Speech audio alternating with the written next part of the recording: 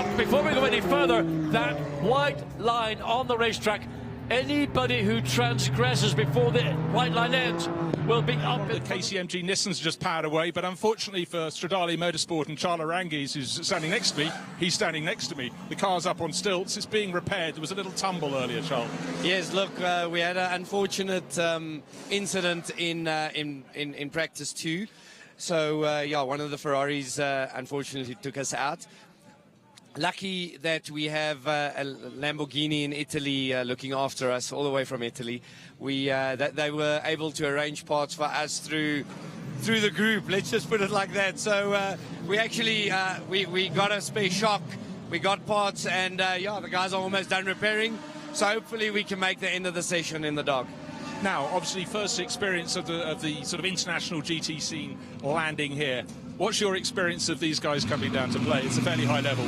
It's completely crazy. I mean, us South Africans have no idea the level of professionalism, point number one. And point number two, it's just, these boys are quick.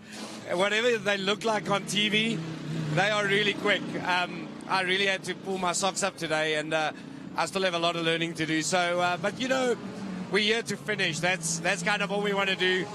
Well done to my guys for rallying and getting the car to a point where we can almost go out again. But yeah, I mean, that's just a point. We just want to finish, break the ice, and next year we'll be back.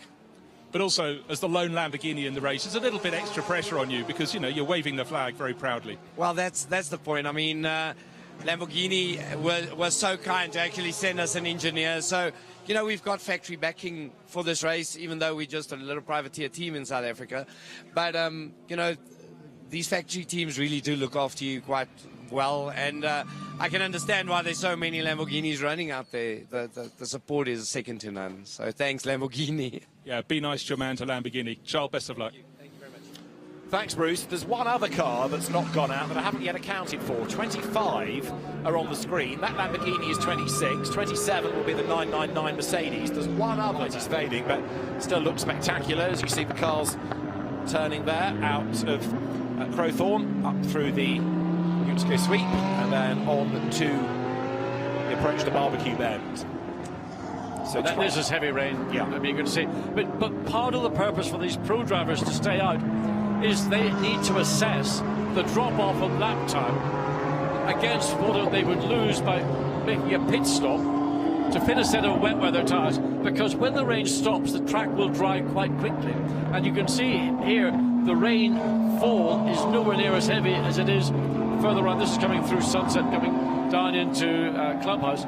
So the rainfall here, still you can see it on the lens, but not quite as heavy as it might be at the top of the circuit up at Neocon. So teams have to make those calls. They don't want to chase the weather, they want to be on top of the weather. Yeah, exactly. More and more people are calling it a session, though, sitting in the pit lane. Here you've got an example of a team that needs to be out there. So Challange, who is Stradale Motorsport, he's the man that's probably imported most of the entry for the South African Endurance Championship into the country. He's at the helm of this car that he shares with Craig Jarvis and Dowie Jalbert. Coming out of the top of the circuit, that brings you out of turn 11. And as the drivers head towards the mine shaft, plunging down the hill, let's go back to the pit lane and catch up with number 40. Bruce, still braving the elements for us. He can shed light on that. What happened to Valentin Pierberg? Mine shaft was the corner, turn 12, coming down the slope. And they're not sure the extent of the damage. Front left corner damage, as you picked up, David and Watty. They're not sure the extent of the bottom arm, how much damage that's done as it was punted in. But I gather, more lightning flashes in the sky over opposite the Lamborghini up to the final corner. Challange's team boss at Stradale Racing.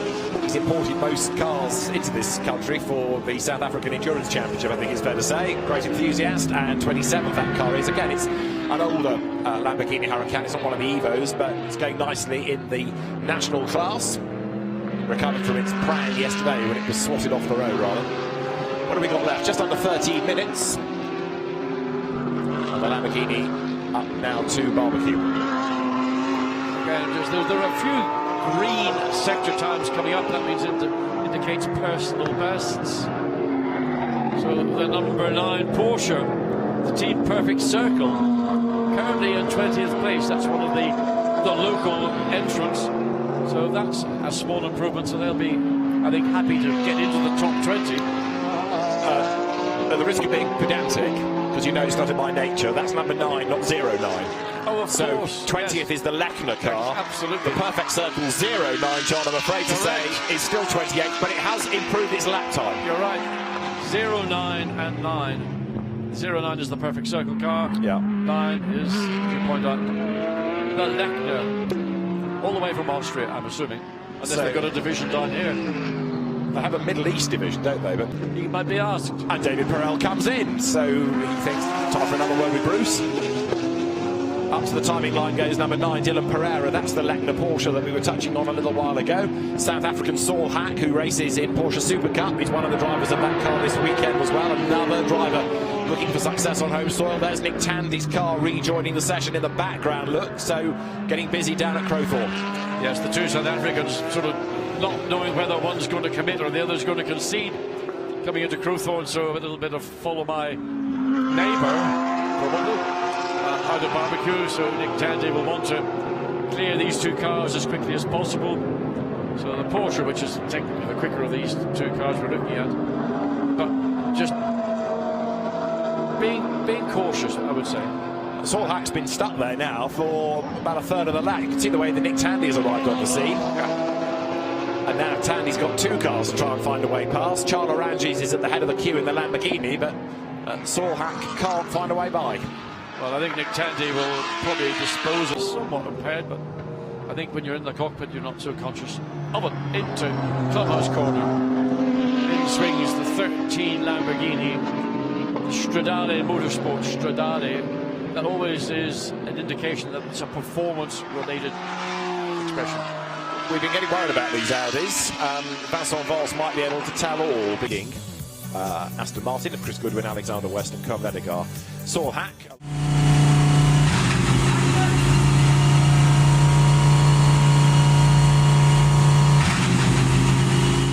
To get underway, the lights go green, the Kyalami 9R is underway. Who makes the best start? The Porsche just noses ahead then as they dive down towards the kink on the inside line there in the Gulf colours. Kevin S makes a demon start, mugs the Audi. Maxi Bookie's on his toes. He goes second. Look at the yellow Mercedes down towards Crowthorne. They come for the first time.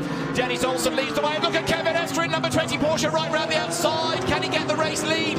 Runs it out wide over the curb. He slots in second place. And look, there's drama for the Mercedes. Maxi Booker slowed right down at the first corner. The championship leader. So too is João Paulo de Oliveira, who, as John said earlier, has done 2 fastest laps of the race now. But the second was the ultimate best, better than Kevin Est, with whom he had shared the fastest lap mantle earlier. And there he is now behind the Stradale Racing Lamborghini, which has got T-Boss Challange at the wheel.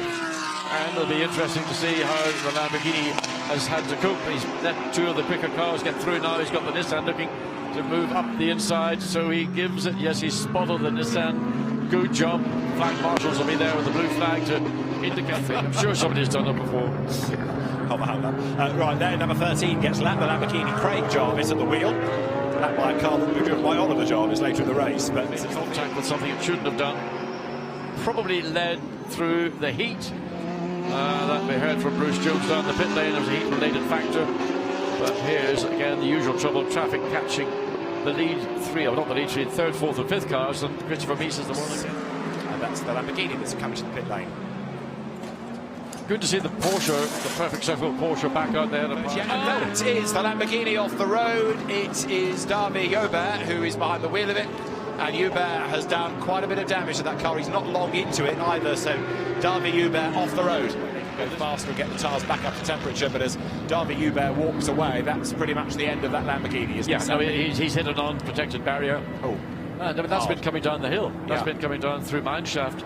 And it looks like he's gone onto the grass on the left-hand side and gone diagonally across the racetrack. Certainly the left front's had a fairly severe smack. Now, was he getting out of somebody's way, or was he maybe slightly assisted in it? But whatever it was, the outcome is that car. Damaged Lamborghini. Let's have a look and see if we go. It looked like a self-assisted. It's come from the inside across. Yeah, well, yeah, I said all that when we saw the skid marks on the track. So we just gone across the track. There's nothing he's going to do to stop, but hits the barrier pretty heavily, and so certainly a bit of carbon fibre damage. Front suspension, hopefully nothing more structural than that. But how he got out to the left, we didn't quite see, and that was the